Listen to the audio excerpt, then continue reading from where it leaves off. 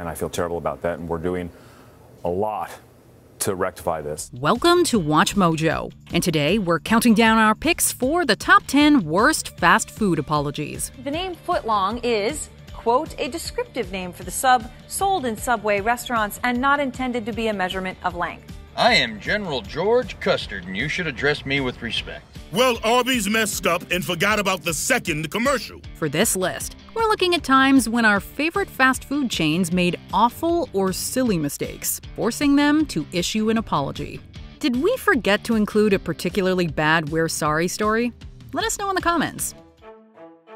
Number 10. Running out of chicken. KFC. No chicken? You mean I ain't gonna be able to get that bucket? How can they be out of chicken? As one of the world's most popular fast food chicken restaurants, you would assume that KFC always has plenty to go around. There ain't no substitute for honest-to-goodness Kentucky Fried Chicken. I say Kentucky Fried Chicken. We do chicken right. But when KFC ran into delivery problems in Ireland and the UK in 2018, over 900 restaurants were closed temporarily. Many of those that were open, like this one in Sheffield, were offering fewer options, and it seems it wasn't just chicken that was off the menu. I just gone for coffee, and they said there is no milk. Apparently, they switched from one courier company to another, and it resulted in massive delays across the region.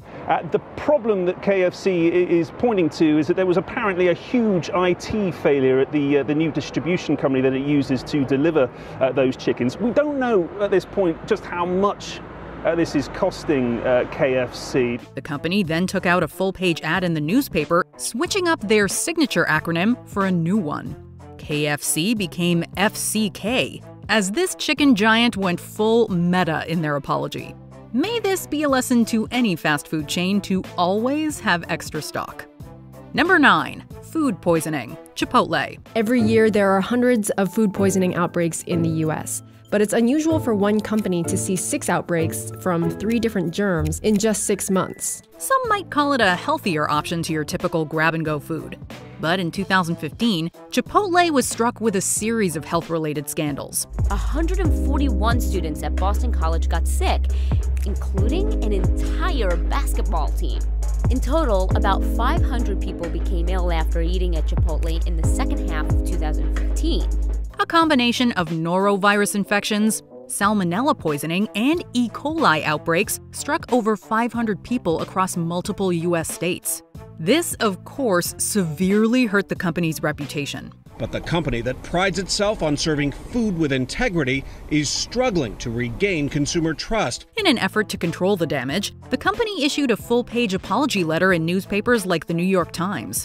Co-CEO Steve Ells insisted they would take steps to improve food safety. But the silver lining comment is that it has caused us to put in place practices that our epidemiologist expert, Dr. Samanpour, says will put us 10 to 15 years ahead of industry norms. And I believe this will be the safest restaurant to eat at. Given that the chain was sued again in 2020 for similar reasons, it's up to you to decide if their new measures were enough. Number 8. A foot long isn't a foot long. Subway.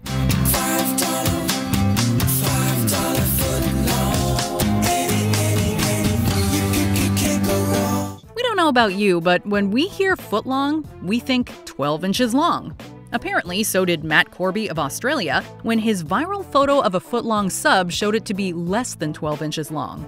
News of the discrepancy swept across the web, and soon enough, Subway was scrambling to respond. The company issued an apology, indicating that the footlong was meant as a name of the sub and not to be taken as its length. That explanation is a little tough to swallow. A class action lawsuit was filed, but the settlement was eventually thrown out by the courts for being, quote, utterly worthless. People may say this case is only about 1 inch and that it may be frivolous, but companies should deliver what they promise. Number 7. Patriots versus Eagles. Dunkin Donuts. For Patriots fans, it was a painful reminder of their team's defeat by the Eagles in this year's Super Bowl. Honestly, this one's just plain funny.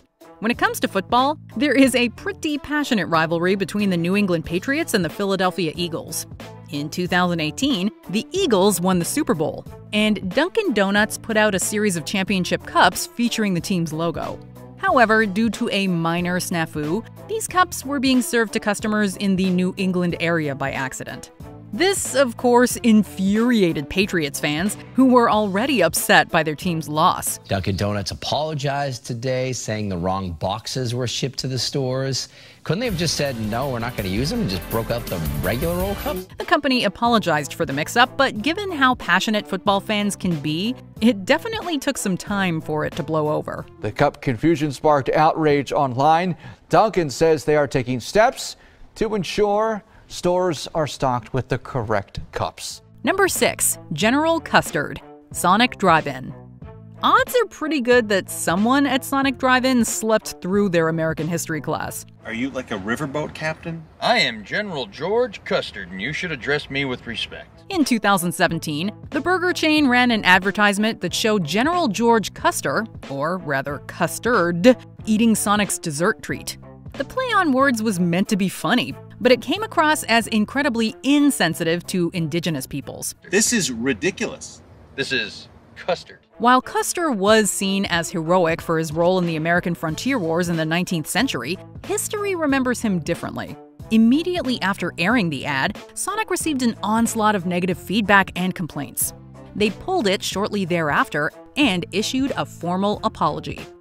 Number 5, a coffee cleaning, McDonald's. Down the road, and after one sip, she knew something was not right. The Golden Arches has made its fair share of mistakes that they've had to apologize for over the years.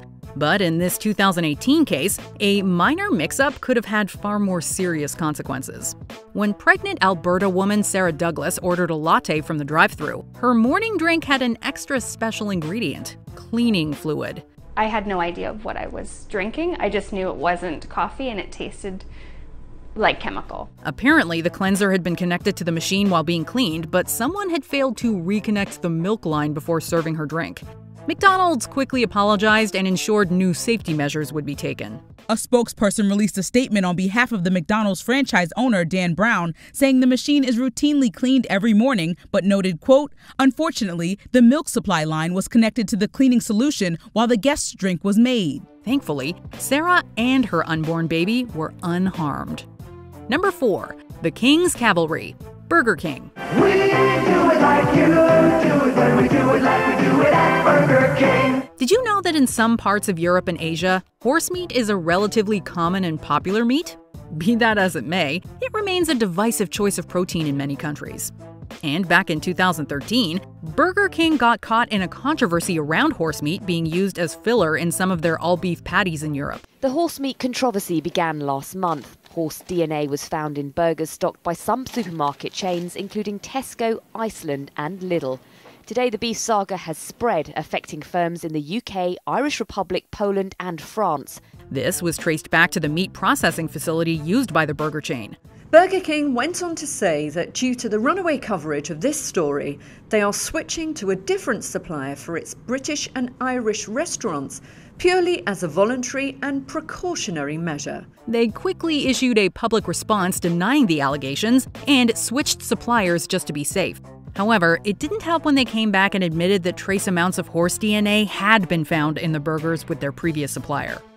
Number 3, awful acronym, Krispy Kreme Donuts.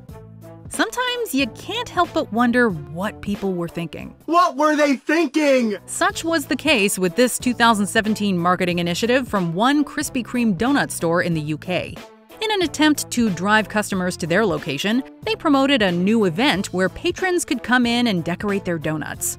They referred to it as the Krispy Kreme Club. Spelling club with a K, they combined the 3 words into an acronym. After being posted to Facebook, the 3 Ks together instantly brought the wrong kind of attention to the store. So people saw it online and went, that looks a little weird. Because apparently there are people in England who have heard of the KKK. Yes, there are. Just not the people who are running Krispy Kreme. The company immediately apologized and insisted it was not a company-wide promotion. Krispy Kreme has apologized for the mistake, saying it was unintentional. Still, it struck all the wrong chords with fans of the donut chain. Number 2, in the kitchen, Burger King. Hey, you get your ass back in the kitchen and make me some pie. They might be able to say that on South Park, but certainly not in the real world. It's a lesson Burger King learned in 2021 when they tried, and failed miserably, to promote International Women's Day. In a tweet from the UK arm of Burger King, they wrote, "Women belong in the kitchen." The longer thread of tweets showed how only 20% of chefs were women, and that Burger King UK was trying to promote equality. Other Twitter users, however, say the company could have expressed their support for women in their first tweet without using sexist or stereotypical statements, especially on International Women's Day. This, of course, backfired in the worst possible way, causing BK to apologize and try to explain their original intent. In a written statement, Burger King said, "Our tweet in the UK today was designed to draw attention to the fact that only a small percentage of chefs and head chefs are women.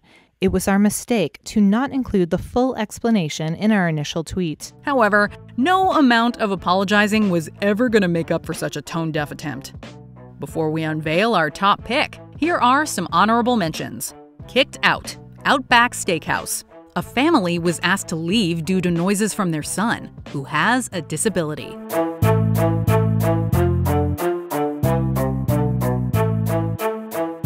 No Pepsi. Arby's. They forgot to include Pepsi in their commercials. Arby's has an agreement to feature their good friend Pepsi in 2 commercials a year. Well, Arby's messed up and forgot about the second commercial. So here it is. Pepsi.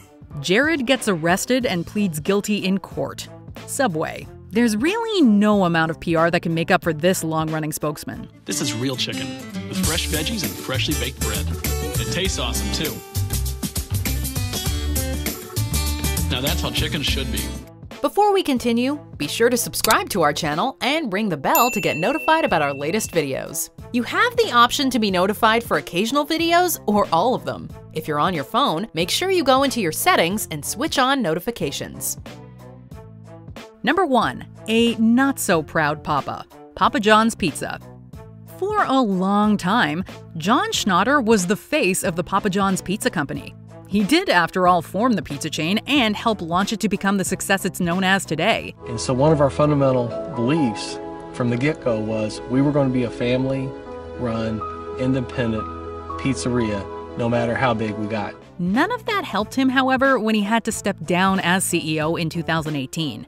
After blaming the NFL's national anthem protests for a dip in sales, he then showed questionable remorse when apologizing for his use of the N-word. It wasn't a slur. It was a session on strategy and media planning and training. And I repeated something that somebody else said and said we're not going to say that. Instead of truly owning up, he tried to justify it and blamed the board for, quote, using the black community and race as a way to steal the company. Shaquille O'Neal joined the board of directors and replaced Schnatter as spokesperson for the company. Hello, I'm the new guy. Do you agree with our picks? Check out this other recent clip from WatchMojo, and be sure to subscribe and ring the bell to be notified about our latest videos.